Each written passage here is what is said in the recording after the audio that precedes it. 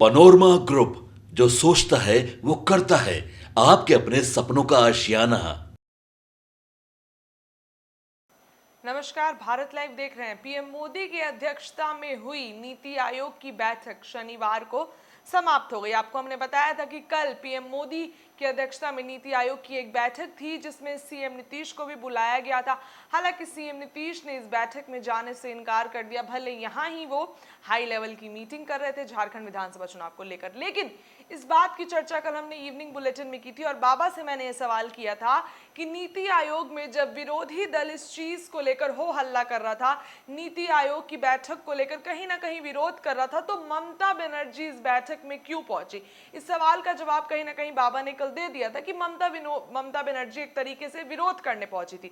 तो जिस तरीके से कल ममता बनर्जी यहां पहुंची और बीच में ही वो उठकर यहां से निकल गई, तो इसको कुछ लेकर ममता बनर्जी ने एक बड़े आरोप लगाए हैं कि नीति आयोग में उनकी बात नहीं सुनी जा रही थी। लेकिन अब बता दें कि इसको सरकार ने एक तरीके से गलत बताया है और इस चीज को लेकर सरकार ने भी अपनी सफाई जाहिर की है। देखिए, हम आपको बताते हैं कि पीएम मोदी की अध्यक्षता की 9वीं गवर्निंग काउंसिल की बैठक दिल्ली में शनिवार को हुई। इस बैठक में सभी राज्य के मुख्यमंत्री और केंद्र शासित प्रदेशों के उप राज्यपाल को आमंत्रित किया गया।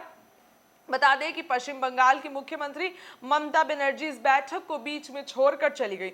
उन्होंने बाहर जाकर दावा किया कि बैठक में उनका माइक बंद कर दिया गया, उन्हें बोलने की इजाजत नहीं दी गई और उनका अपमान किया गया। अब इस पर सरकार की तरफ से ममता बनर्जी के आरोपों को पूरी तरह से गलत और निराधार बताया गया है। ममता बनर्जी ने दिल्ली में बैठक से बाहर निकलने के बाद और फिर कोलकाता लौटने पर हवाई अड्डे पर पत्रकारों से बातचीत में कहा कि अगर अन्य राज्य को अधिक धन आवंटित किया जाता है तो उन्हें कोई दिक्कत नहीं है, लेकिन वह पश्चिम बंगाल के साथ भेदभाव का विरोध करेंगी। उन्होंने कहा कि मुझे बोलने नहीं दिया गया, वे बार बार घंटी बजाते रहे और ये मेरा अपमान हुआ है, ये बहुत अपमानजनक है। वहीं ममता बनर्जी के आरोप पर अब सरकार ने अपनी सफाई दी। एक तरीके से समझिए तो सरकार ने उनका फैसला, उनका जो भी पॉइंट ऑफ व्यू है उसको गलत बताया है। सरकार ने कहा कि आरोप पूरी तरह से गलत और निराधार है। पश्चिम बंगाल की मुख्यमंत्री का माइक बंद नहीं किया गया था। नियमों के आधार पर उनके बोलने की बारी लंच के बाद आनी थी, लेकिन पश्चिम बंगाल सरकार के आधिकारिक अनुरोध पर उन्हें बैठक में 7वें वक्ता के रूप में बोलने का मौका दिया गया क्योंकि उन्हें जल्दी लौटना था। वहीं लेकिन ममता बनर्जी ने एक तरीके से समझिए तो सरकार पर इल्जाम लगाते हुए कहा है कि उनका अपमान किया गया है और बार बार जो है माइक बंद कर दिया जा रहा था। केंद्र सरकार से जुड़ी भ्रामक खबरों का फैक्ट चेक करके सही तथ्य लोगों के सामने रखने वाली सरकार संस्था पीबीआई की फैक्ट चेक इकाई ने सोशल मीडिया प्लेटफॉर्म एक्स पर ममता बनर्जी के बयान को शेयर करते किया है। वहीं पीआईबी ने कहा कि यह दावा किया जा रहा है कि नीति आयोग की 9वीं गवर्निंग काउंसिल की बैठक के दौरान पश्चिम बंगाल के मुख्यमंत्री का माइक्रोफोन बंद कर दिया गया। यह दावा भ्रामक है। घड़ी ने केवल यह दिखाया है कि उनके बोलने का समय समाप्त हो गया था, यहां तक कि इसे चिन्हित करने के लिए घंटी भी नहीं बजाई गई। वहीं पीबीआई फैक्ट चेक ने बताया कि अल्फाबेट के मुताबिक पश्चिम बंगाल की मुख्यमंत्री की बारी बैठक में भाषण देने की दोपहर के भोजन के बाद जो थी उनकी बोलने की बारी थी, लेकिन पश्चिम बंगाल सरकार ने आधिकारिक अनुरोध पर उन्हें 7वें वक्ता के रूप में बैठने में शामिल किया गया था क्योंकि उन्हें जल्दी लौटना था। कहीं ना कहीं एक तरीके से समझिए तो ममता बनर्जी इल्जाम लगा रही है। नीति आयोग ने भी ममता बनर्जी के आरोपों का खंडन किया। आयोग के मुख्य कार्यकारी अधिकारी बीवीआर सुब्रमण्यम ने बताया कि हमारे पास 10 अनुपस्थित और 26 प्रतिभागी थे। केरल, तमिलनाडु, कर्नाटक, तेलंगाना, बिहार, दिल्ली, पंजाब, हिमाचल प्रदेश, झारखंड और पुडुचेरी से लोग अनुपस्थित थे। तो वहीं सुब्रमण्यम ने आगे कहा कि पश्चिम बंगाल की मुख्यमंत्री ममता बनर्जी ने लंच से पहले बोलने देने का अनुरोध किया था।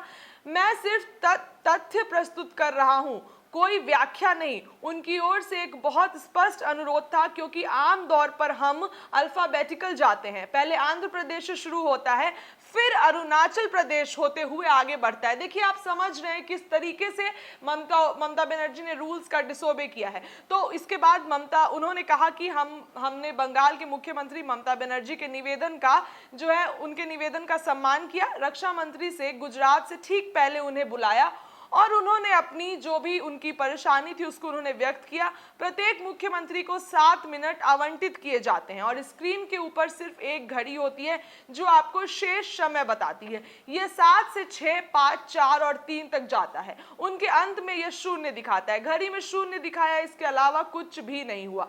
वहीं सुब्रमण्यम ने आगे कहा कि इस दौरान ममता बनर्जी ने कहा कि मैं और बोलना चाहती थी, लेकिन मैं अब नहीं बोलूंगी, बस इतना ही था, इसके अलावा और कुछ नहीं था।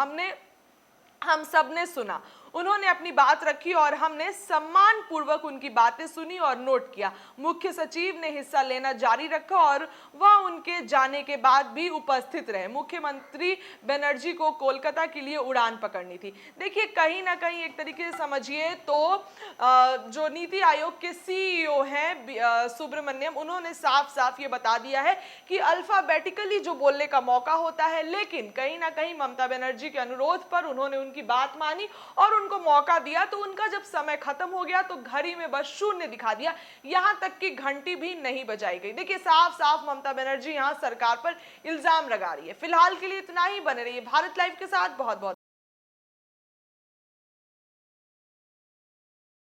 पनोरमा ग्रुप, जो सोचता है वो करता है। अगर ये वीडियो पसंद आई और वह बिहार के राजनीति और बिहारियत से सरोकार रखेनी तो सब्सक्राइब बटन दबा के चैनल के सब्सक्राइब कर ली। ओजे एगो घंटी बा, ओकरा बटन दबा देला से कुल सटीक और मारक खबर रुआ मुफ्त में मिल जाई।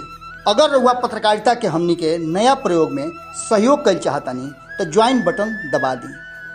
पेटीएम नंबर नोट कर ली 9386816700। धन्यवाद।